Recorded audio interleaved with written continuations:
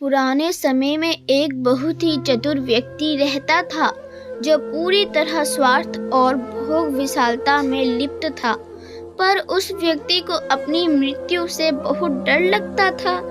कभी एक बहुत बड़े महात्मा उसके घर आए। उन्होंने अपने प्रवचन में कहा कि मृत्यु से पहले 4 दिव्य संदेश आते हैं ताकि हम मरने से पहले अपनी सब जिम्मेवारियों को भली भांति निभा पाए। ये सुनकर उस चतुर व्यक्ति के मन से मौत का भय निकल गया। उसने सोचा, जैसे तैसे मृत्यु आने के संदेश आएंगे, मैं मरने से पूर्व अपने सभी कार्य पूर्ण कर लूंगा, अपने बाल बच्चों को कारोबार सौंप दूंगा और स्वयं समाज और देश की सेवा में लगकर अपना परलोक सुधार लूंगा।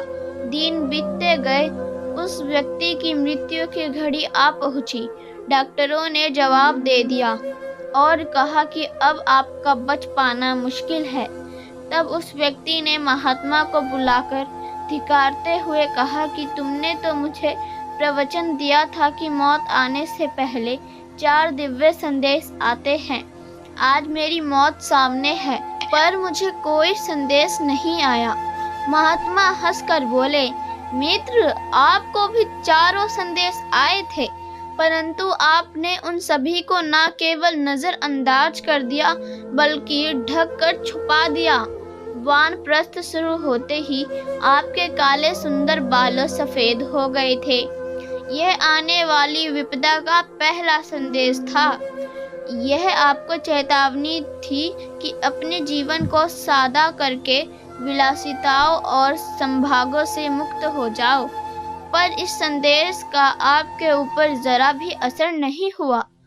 आपने तो इस संदेश को छुपाने के लिए बनावटी रंग लगाकर अपने आप बालों को फिर से काला कर लिया और पुनः जवान दिखने की कोशिश करने लगे।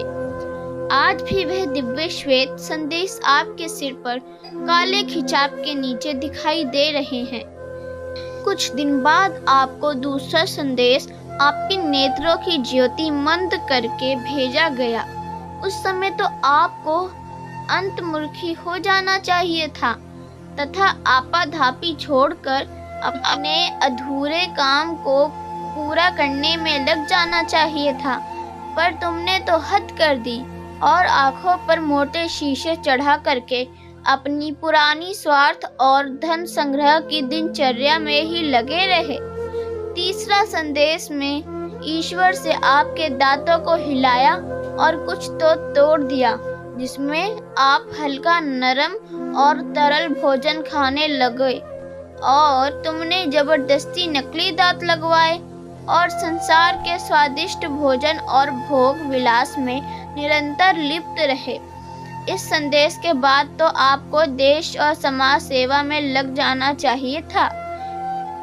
अंतिम संदेश के रूप में मैंने रोग तथा पीड़ाओं को भेजा, परंतु आपने योग और परहेज पूर्वक सात्विक जीवन शैली को नहीं अपनाया और पीड़ा नाशक दवाइयाँ लेकर अपने जंजर शरीर को अपनी लालसा पूर्ति करने के लिए ढोते रहे। मेरे बताए अनुसार आपको 4 संदेश आए, पर आपने इन दिव्य संदेश को दबाने के लिए एक बनावटी रास्ता तैयार कर लिया। जब उस चतुर मनुष्य ने काल के 4 संदेशों को समझा तो वह फूट फूट कर रोने लगा और अपनी नादानी पर पश्चाताप करने लगा। उसने स्वीकार किया कि मैंने इन दिव्य चेतावनी भरे इन संदेशों को नहीं समझा। वह सदा यही सोचता रहा कि अभी क्या जल्दी है, अभी कुछ और वासना भोग लूं, कुछ और घमंड पूरा कर लूं, कुछ और प्रतिस्पर्धा कर लूं, कुछ और प्रॉपर्टी खरीद लूं। अभी क्या जल्दी है देश के बारे में, समाज के बारे में सोचने की। मरने से कुछ दिन पहले तक भगवान का भजन करूंगा, कुछ दान पुण्य करके अपना जीवन धन्य कर लूंगा। इस पर महात्मा ने कहा, आज तक तुमने जो कुछ भी किया राग, द्वेष, स्वार्थ और भोगों के लिए किया।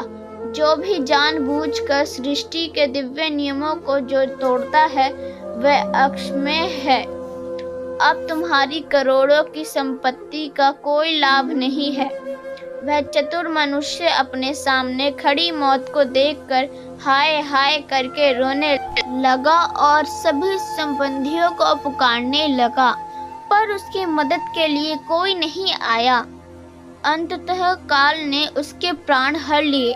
यदि हम सहज मृत्यु और मोक्ष चाहते हैं तो इन दिव्य संदेशों के मिलते ही मैं और मेरा के कुचक्र से निकलकर अपने जीवन में निस्वार्थ जन सेवा, आचरण में सच्चाई और अपनी दिनचर्या में योग, प्राणायाम, आयुर्वेद को अपनाए। दोस्तों, इस कहानी पर आपकी क्या राय है?